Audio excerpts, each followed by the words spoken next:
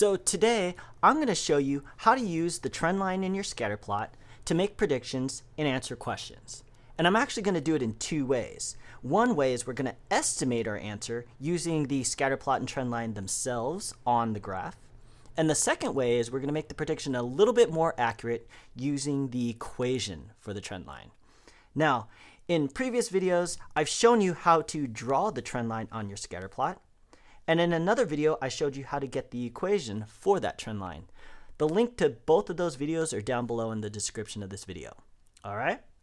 But for this video, let's focus on answering these two questions. Now, first for the situation. We've got an ice cream shop, and they are keeping track of the number of customers and the temperature outside. And here's the trend line we found, and here's the equation we found for that trend line. Now, here are the two questions we're going to answer about the ice cream shop. One, about how many customers can the ice cream shop expect when it's 70 degrees Fahrenheit outside?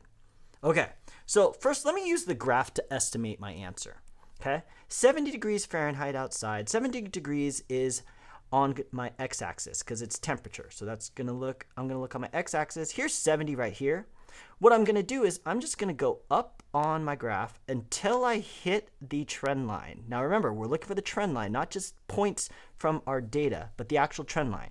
We hit the trend line, then we go over to the side, and notice we finished a little bit above this line here, above the 45. We could say, maybe it's like 46, 47. We could say, it's about 46, let's say.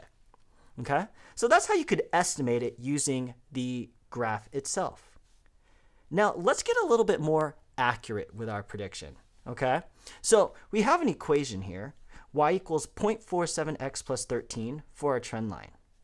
Like we just got through saying, degrees is my x-axis, so we're going to replace 70 degrees Fahrenheit with x in our equation. So y equals 0.47 times, instead of x, times 70 plus 13.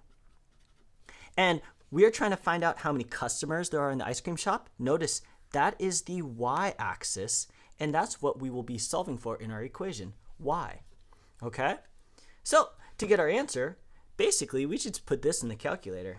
So 0.47 times 70 plus 13. And we get, y gets me 45.9. But we can't have 0.9 of a customer. So we can say y is about 46 customers. All right.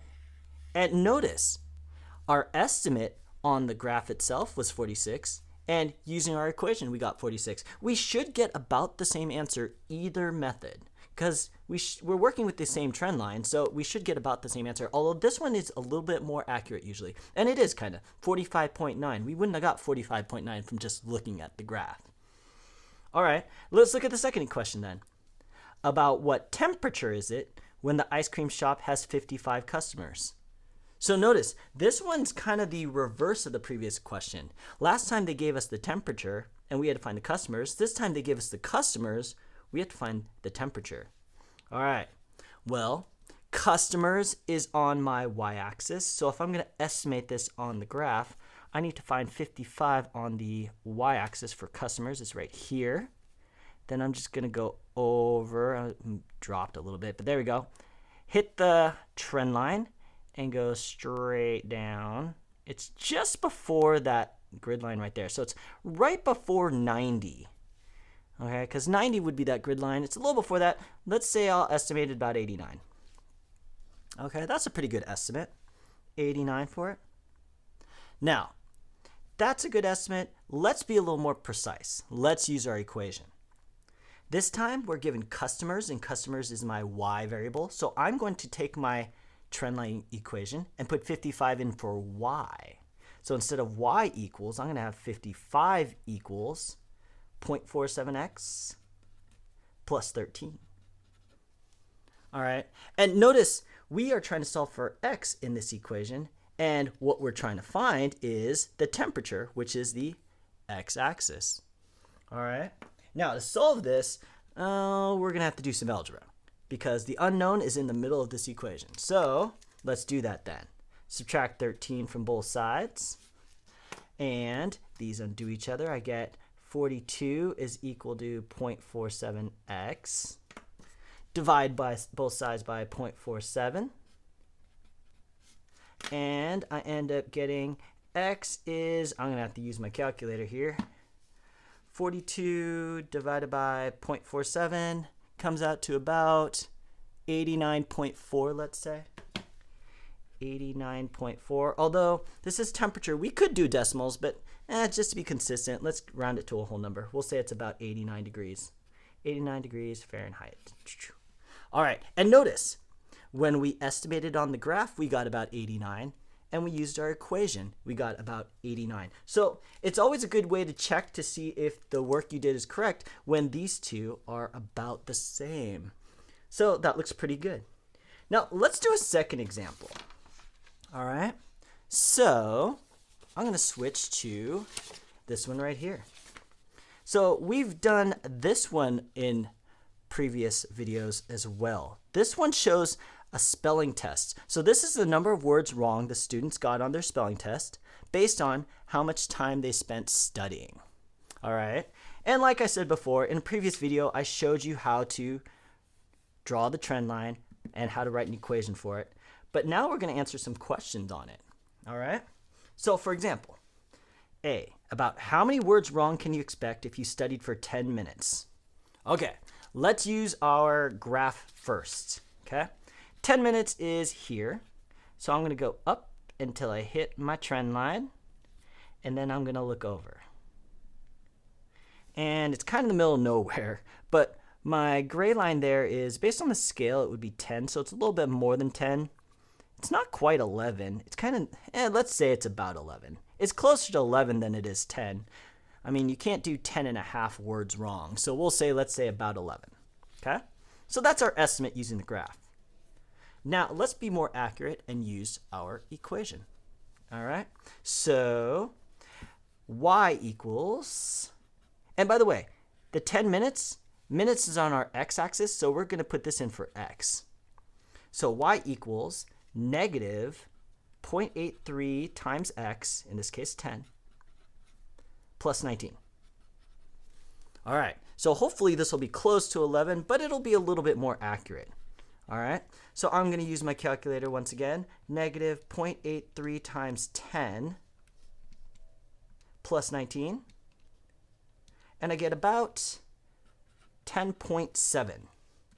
And that's kind of like what we predicted. Remember, we said it was somewhere between 10 and 11. We'll round it mathematically because that makes more sense. 11, so it's about 11 words wrong. And notice, that's what we got. Okay, so once again, we're pretty close. All right, last question. About how long did you study if you got 5 words wrong?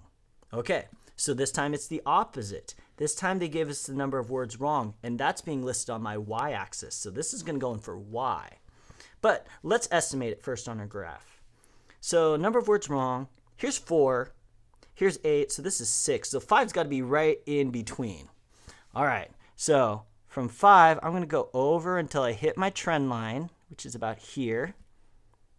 And then I'm going to go down, and it's literally right before that gray line there. So if my scale is going up by, let's see, it's going by 5 every 2, so this is about 2.5, so that's 17.5. Let's say that's about 17. It's about 17. Again, we have to estimate because of the scale of our graph. But now we can actually use the equation and get a more accurate reading because it's about 17. All right, so our y value here is 5 because that's the number of words wrong, so we're going to write 5 equals instead of y equals negative 0.83x plus 19. All right, solve that equation, and then we can get our x. So subtract 19 from both sides. These undo each other. Negative 14 equals negative 0.83x. Divide both sides by negative 0.83. And these undo each other. X will get us, my guess it's going to be approximate, but let's see. Negative 14 divided by negative 0.83. about 16.9, let's say, 16.9. And we'll round it just to be consistent. We'll say about 17 minutes. And if you notice, again, pretty close. All right? So notice both methods will get you a predicted answer. Like using the graph will get you a predicted answer. The equation will get you a predicted answer. The graph, using the graph, it's a lot faster, but it's a rough estimate. Using the equation takes longer, but it's more accurate. So there's pros and cons to both. All right. So hopefully this video helped you. If it did, please hit that like button and subscribe.